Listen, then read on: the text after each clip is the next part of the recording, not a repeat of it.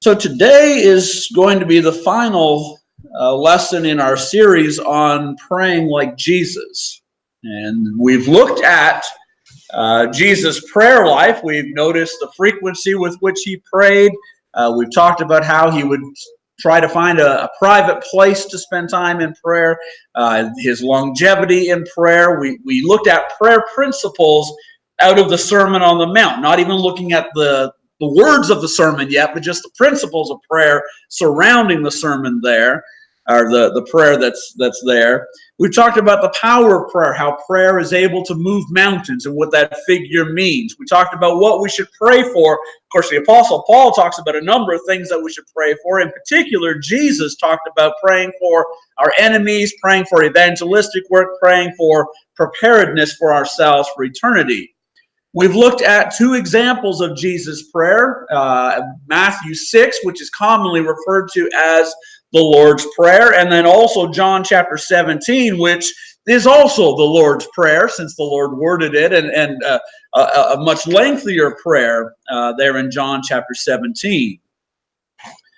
So today, our lesson is going to be on just a few words. That is, the short prayers that Jesus worded. And there are a number of them. We're not going to look at all of them, but we will certainly look at some of them. Now, I'm sure you're familiar with 1 Thessalonians 5 and at verse 17. And if you're looking for a very easy memory verse, this is one of the easiest. Just those three words, pray without ceasing. And that's what the Lord wants us to do, is to pray without ceasing. Now, the meaning of that is not pray 24 hours a day nonstop. That's not what he wants us to do, but rather to have a focus on prayer in our life.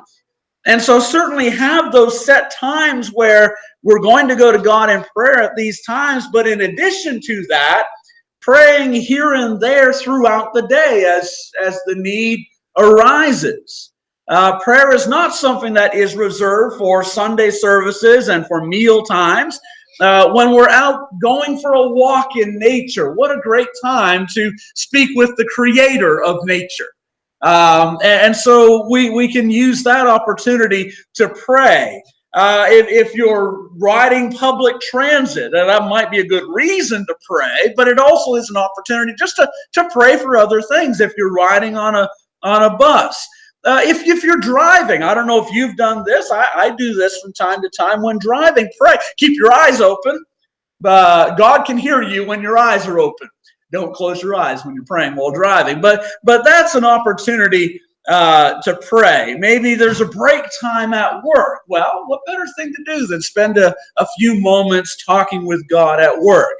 I ride a bike in the summer and do so for exercise. But while I'm out riding, one of the things that I'll do is I'll pray while I'm riding. Again, eyes open, don't close your eyes. It's dangerous to do that. But the point is that they're just, everyday things that we're doing, we can incorporate prayer into that. And whether it be a lengthy prayer or short prayer, it matters not. Just a few words from time to time are good in prayer before God. My favorite, my favorite short prayer in the scriptures, and there are a lot of them, both Old Testament and New Testament, but my favorite is in Nehemiah chapter 2. In the text in Nehemiah chapter 2, Nehemiah is the cupbearer of Artaxerxes, who is the king of Persia. And the king could tell that something was bothering Nehemiah. And asked him about it. And so Nehemiah explained what was the issue. And even though his people had been granted their freedom from the Babylonian captivity, they were permitted to go back to Jerusalem. And in fact, when Cyrus sent them back, he sent them with supplies and so forth. But even though that had happened, Jerusalem and its gates still remained in ruins. And so Artaxerxes said to Nehemiah, what do you request? And then what we find, the next few words that are in Nehemiah chapter 2, it's in verse 4, Nehemiah writes, so I prayed to the God of heaven Now, we don't have the words of his prayer. Not recorded for us. It is likely that it was a silent prayer, that this was not Nehemiah started verbally speaking and Artaxerxes heard it. I suspect this was one of those quiet prayers, and it most certainly was not a long prayer. It was for a moment.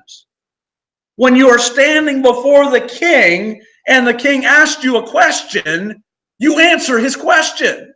You don't say to him one moment, I'm going to go pray for half an hour, I'll be right back. And so it was but for a moment. It might have been as simple as, Lord, be with me. And then he answers the king and tells the king what his request is. But the point is this, that there are occasions in life where there might not be a lot of time to pray. And that's okay, but prayer might still be warranted.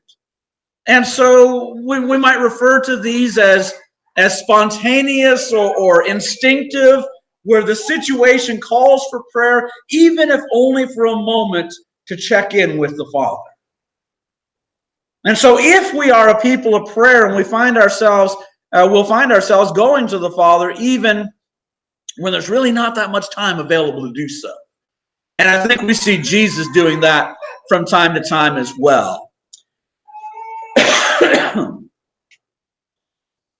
Go ahead and open your Bibles up to Matthew chapter 11. In Matthew chapter 11, looking through the context that we have here, some had come from John the Baptist to Jesus inquiring, are you the coming one, or do we look for another? Verses 1 through 3. Jesus responded to their inquiry, verse 4 through 6, by pointing to the miracles and to the teachings that were being done. And then verse 7 through 24, he proceeds to teach the multitude. And the first little bit of his teaching of the multitude is actually a defense of the integrity of John the Baptist. It would seem that some were thinking, well, John is doubting, what's wrong with John? And Jesus defends John in the first several verses of his public discourse here. He emphasizes the importance of John's mission. Remember, John was his forerunner. John was the voice of one crying in the wilderness who was preparing the way for the Lord. And so Jesus emphasizes the importance of John's mission. But then he rebukes the unbelief of those who rejected John and those who were at that time rejecting him. And so as he is speaking against their unbelief, verse 25 and 26, we've got a prayer worded here. It says, at that time Jesus answered and said, I thank you, Father, Lord of heaven and earth, that you have hidden these things from the wise and prudent and have revealed them to babes. Even so, Father, for so it seemed good in your sight.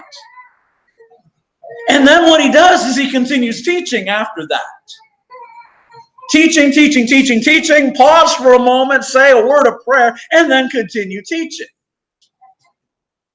The unbelief of so many prompted him to express thanksgiving to God for those who do believe. It can get easy to be discouraged when we see bad things, but what Jesus did was he let the bad that he saw, the unbelief of some, remind him of the belief of others. And he exalted and praised God for that. The indication in the text, I think, is that he said this aloud, that it wasn't a silent prayer like Nehemiah's was back in Nehemiah chapter 2. But he said this to glorify God and for the benefit of others, and then, as I said, continues to go on in teaching. And so he speaks then, verse 27 through 30, about the peace and the rest available to those who will follow him. Luke chapter 10, which is the parallel, he encourages those who have eyes to see and have ears to hear. But Jesus wanted to exalt God for his wisdom, and he did so in prayer right in the midst of teaching. Now, I'm not sure that I've ever heard or seen a preacher or teacher pause in the midst of his sermon in order to say a few words of prayer, but it certainly wouldn't be inappropriate. And that's what we see our Lord doing here on this occasion. John chapter 11. You go over to John chapter 11. Word had come from Bethany that Lazarus was sick. Remember, Lazarus is a good friend of Jesus, along with his sisters Martha and Mary. And so Jesus, after hearing that Lazarus was sick, he waited a few days. He didn't just get up right away and go. He waited a few days and then finally told the apostles that it was time for them to go. And of course, Lazarus by that point was dead. And Jesus had to reveal that to the apostles. But as he approaches the town of Bethany, Martha comes out to meet him. Verse 21 in the text, Martha says, "If you had been here, my brother would not have died." That's not Martha accusing Jesus of anything. That's Martha making a statement of faith. She has confidence in his ability to heal. Verse 22, "Even now I know that whatever you ask of God, God will give you." So not only does she have confidence in his ability to heal, but beyond that, and she's not demanding something of him, she's just putting it out there that she believes that he has the ability even to raise somebody from the dead.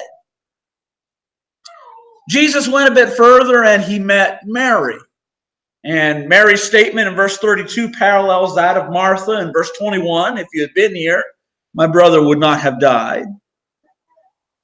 But what we see is that Mary is weeping, and there's the mourners who are with her, and they're weeping, and the emotion of loss that is going on here affects Jesus as well.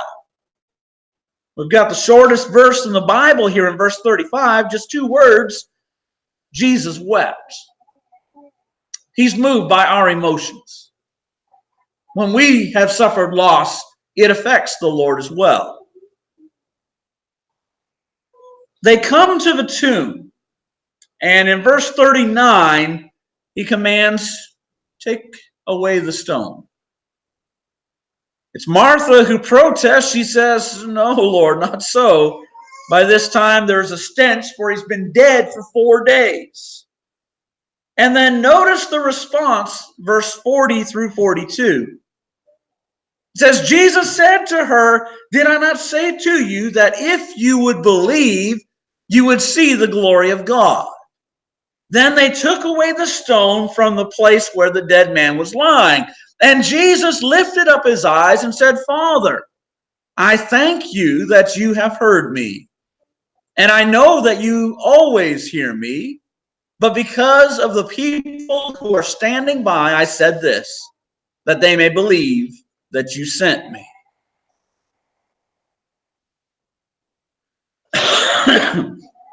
His statement, first of all, to Martha, "Did I not say to you that if you would believe, you would see the glory of God?"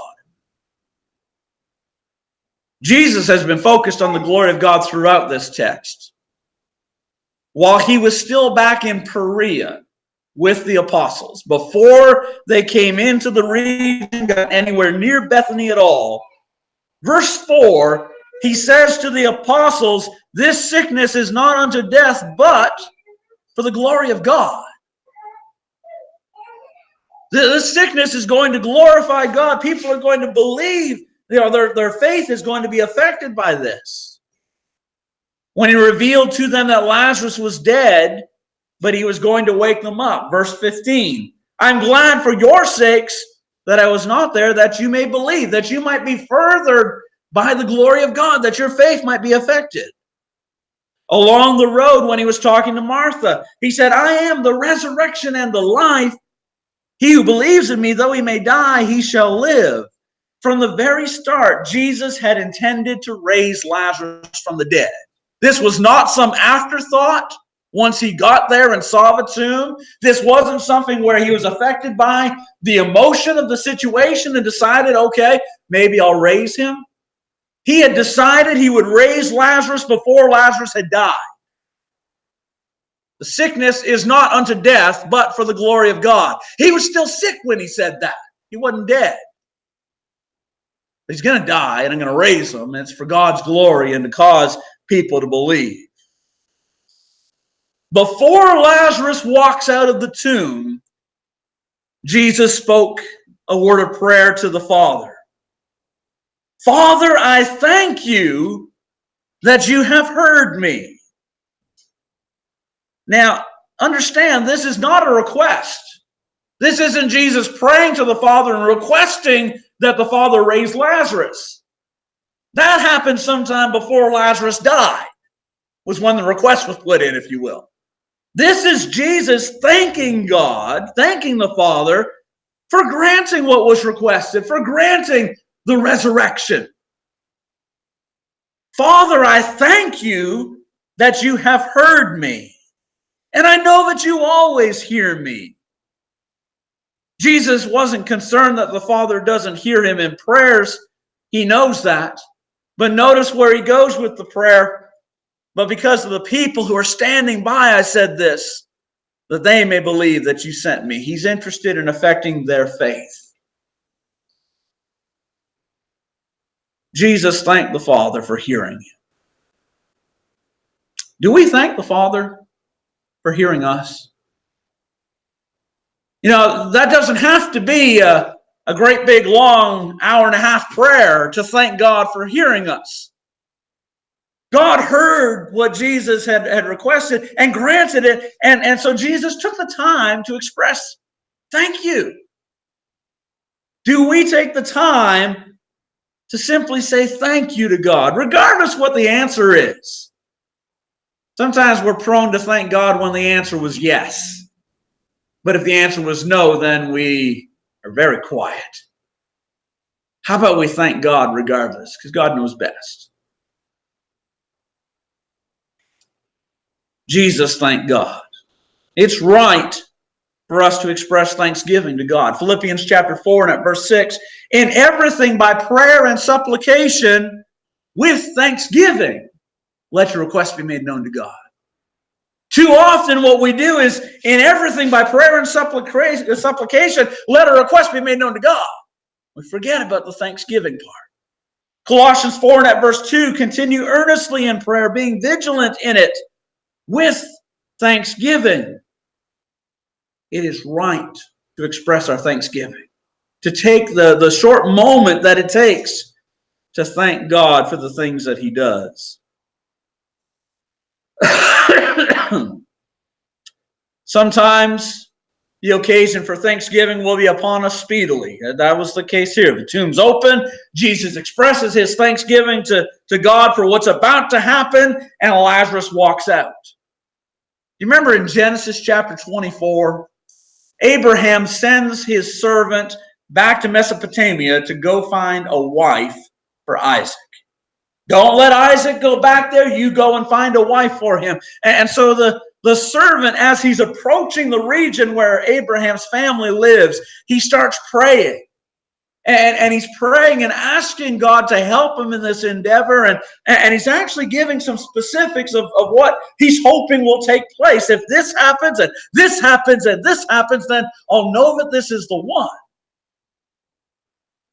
In verse 15 of the text, it says, it happened before he had finished speaking that Rebekah came out to get water. He's still praying to God about what he's expecting to take place. And before he's even finished the request, it's time to start thanking God for the answer. Because out comes Rebekah. Verse 26, the man bowed down his head and worshiped the Lord. He took time to say thank you. Whatever the timing of God's answer, it's always right to speak a few words of thanksgiving to God. And we see the Lord doing that. Thanking God for answered prayer. John chapter 12, the next chapter over. In John chapter 12, Jesus and his disciples were in Jerusalem in the days before the Passover would take place.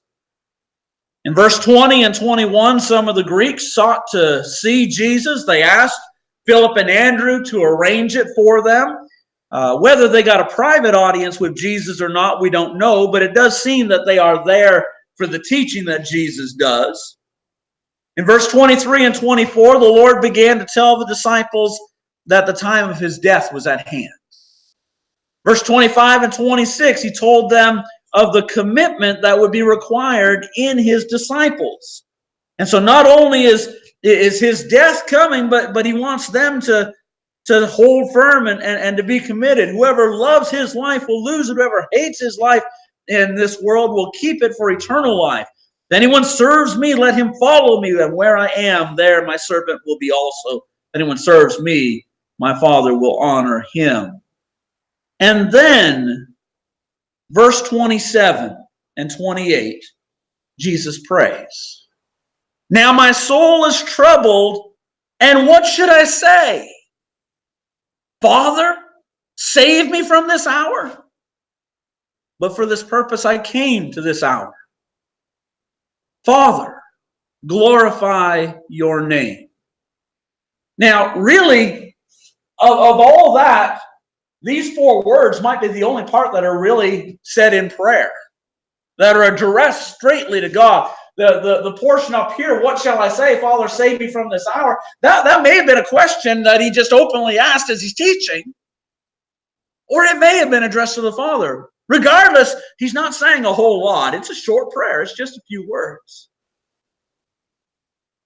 But this discussion of his imminent death was troubling to him.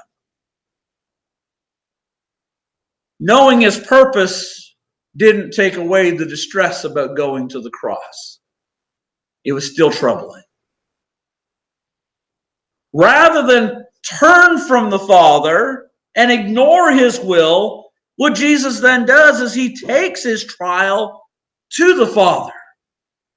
What shall I do? Should I ask the Father to save me from this hour? But I'm here for this hour. Father, glorify your name. Help me to do what your will is. We see the exact same thing taking place in Matthew's gospel on a different occasion. Jesus in the garden. Take this cup away from me. Father, save me from this hour. Take this cup away from me. But you remember what he said right after that. Not my will, but your will be done. Father, glorify your name.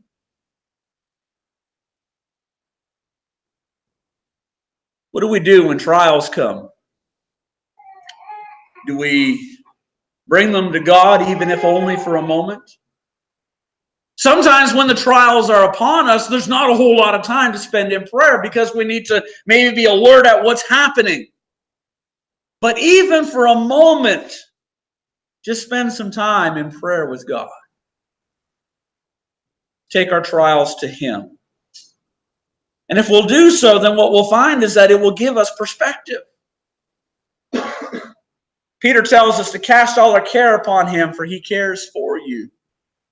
Paul, in the text that we were reading earlier in Philippians chapter 4, he told us to, in everything, by prayer and supplication with thanksgiving, let your requests be made known to God, and the peace of God, which surpasses all understanding, will guard your hearts and minds. He says the end result of taking our trials and hardships to God is he's going to give us peace in return. That doesn't mean he's going to snap his fingers and everything is gone, the trials are over, but he might give us some perspective in the midst of trial.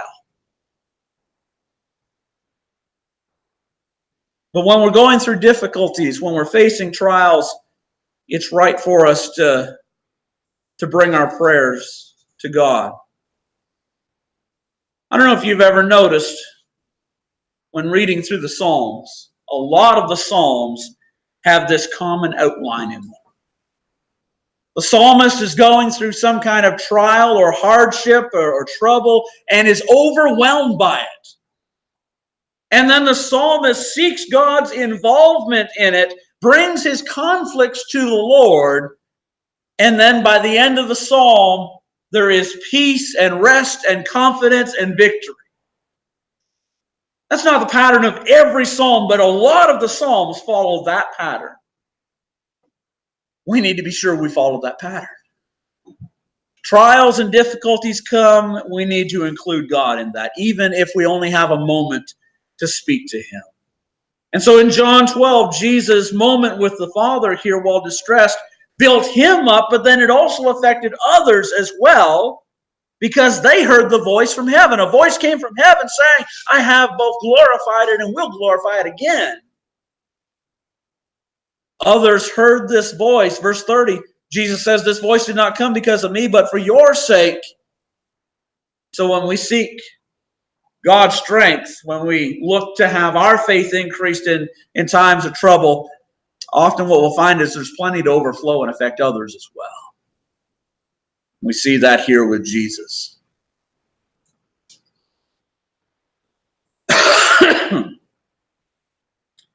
As the time of his betrayal approached, Jesus was concerned for his disciples. Luke chapter 22, you want to go over there to Luke 22. Jesus identified the hand of his betrayer as being on the table with him in verse 21. In verse 23, all of the apostles began to question among themselves who would do such a thing. And somehow, verse 24, that discussion turned into a dispute about which one of them was the greatest. No longer which one of us is going to do that, but well, it wouldn't be me because look how great I am. Verse 25 through 30, Jesus rebuked them for their eagerness to be great and taught about true greatness, which is to serve. And then verse 31 and 32, we find this. And the Lord said, Simon, Simon, indeed Satan has asked for you that he may sift you as wheat. But I have prayed for you, that your faith should not fail. When you have returned to me, strengthen your brethren. When did he pray for Peter? Now, I don't doubt that Jesus often prayed for Peter.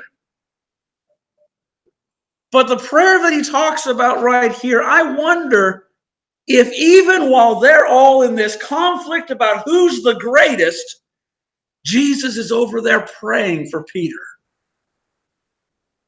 Because you know that Peter was one of those who was talking about, oh, no, not me, and how great he was, and he's even inside of that inner circle of friends.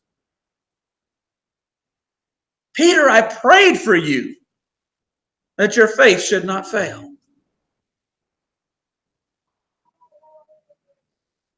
Peter didn't get it. His confidence was too high. His perception of what was to come was too low.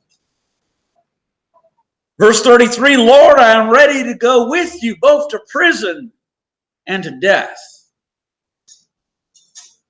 You know, his zeal is actually commendable. Zeal is a good thing, but it's the commitment to follow up on it that makes the difference. And Peter didn't have that. From this text, let me suggest to you that it is right for us to pray for others and to let them know that we're praying for them. Jesus, we don't know when he prayed this prayer. I suspect it was right there and then as they were all disputing. But he made it clear to Peter, Peter, I'm praying for you. We need to pray for one another and let one another know and encourage one another that way, that we want to see each other grow in the faith. And it might be that we don't even know what to pray for somebody. Maybe we don't know all the trials or struggles that somebody is going through. Look at what Jesus didn't get very detailed in. He said, I pray for you that your faith should not fail. What a great thing to pray for one another. That regardless of what comes our way, that our faith should not fail. That we can endure in the midst of hardship.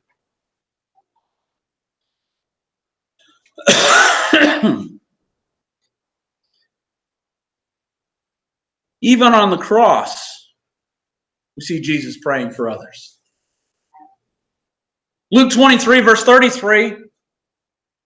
When they had come to the place called Calvary, there they crucified him, and the criminals, one on the right hand and the other on the left. Then Jesus said, Father, forgive them, for they do not know what they do. And then divided his garments and cast lots. Just imagine the scene here. I'm sure that you have. He's hanging on a cross. He can barely breathe. You can't concentrate in that kind of scenario. The pain had to be enormous. And still he's focused on praying for these people down below him who are crucifying him.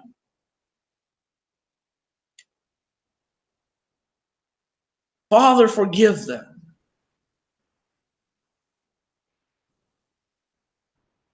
Remember when we talked about things that we are to pray for, Jesus said, pray for our enemies. There he is doing it right there. Father, forgive them. They don't understand. They don't know what they do. So we need to pray for others.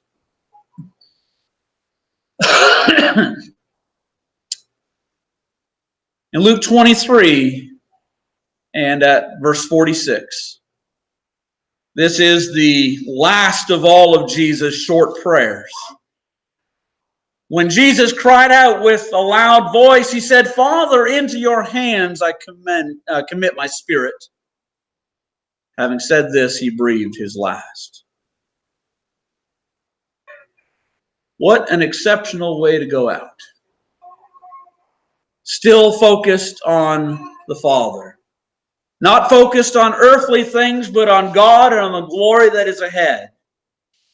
You know, there are a variety of experiences that we hear about when somebody approaches death. You've likely heard folks talk about the light at the end of the tunnel, or angels coming near, or a number of different things like that. And I don't know how much stock to put into those or not, because I haven't been there. And so I don't know. Is that something that's actually taking place? Is that the power of the mind and the power of suggestion? I really don't know. But what I do know is that we should live our life for the Lord, and that if we do so, the more focused we are living our life for the Lord, when death comes, that our focus will be on the Lord and on what lies ahead. And that's what we see with Jesus. The last words out of his mouth were a prayer. Father, into your hands I commit my spirit. I hope that the last words out of my mouth are something that deals with God. What a way to go. Not all prayers need to be long prayers. Jesus shows us a number of short prayers here. So when the end comes, let our focus be on God and on what lies ahead as we go into eternity. So we close our time and close our series. There's a single quote that I want us to look at. This is from Oswald Chambers, who was a late 19th century minister from the Holiness movement. He said this: the battle of prayer is against two things in the earthlies: wandering thoughts and lack of intimacy with God's character as revealed in his word. Neither can be cured at once, but they can be cured by discipline. We want to become more and more focused in prayer. And we need to be aware that there are things that will challenge us as we seek to grow in prayer. And he points out the two biggest, I think, here. Wandering thoughts. I'm not going to ask for a show of hands, but you ever had that happen? Where you were praying and then I'm not praying anymore. What happened? Right? I can describe it to you. You know that it's happened to me. Wandering thoughts. It's easy to get distracted sometimes. And it can even happen while we're praying. And he points out, here's one of the battles that we're going to run into. We need to learn to focus our minds. And so when our thoughts wander, bring it back. Bring it back. Get ourselves focused on prayer. And then the second part is equally important. A lack of intimacy with God's character is revealed in His Word. The end result will be shallow prayer. If we're not intimately connected with God, then how can we talk to Him as though we are? How can we be talking to Him as though He's our Father if we don't really understand the father-child relationship we have with Him? And so he says neither can be cured at once, but both can be cured with discipline. Discipline on our minds, get our thoughts centered on God and keep centered on God. And when we slip away, bring them right back. But then also have the discipline to be diligent students of God's Word, to find out, what is this relationship like? And then grow in our understanding of that relationship, be acquainted with the person and the will of God. And acknowledge that God is more than just He's somewhere out there. He's my Father who's in heaven. We've looked at a number of Jesus' prayers. It's hard to look at Jesus' prayers and not see the intimate nature of how He talked to God. Lord, teach us to pray so we can have that intimate conversation with God. If we're struggling with either or both of these, don't give up. Keep praying. Keep studying. Keep pursuing a closer relationship with God. We need to grow in prayer. We need to be disciples who pray like Jesus. That's what we're called to do. I hope the series has helped you in some way. The reason that we went into this series is because I needed to hear it. And I often find that if there are things that I need to hear, typically other people likely need to hear the same. And so hopefully this has got us focused more on prayer and will help us to grow in prayer. We're never going to get to the point where we're going to be satisfied or should be satisfied with our prayer life. We should always want to keep on growing. And so let's do that. Lord, teach us to pray.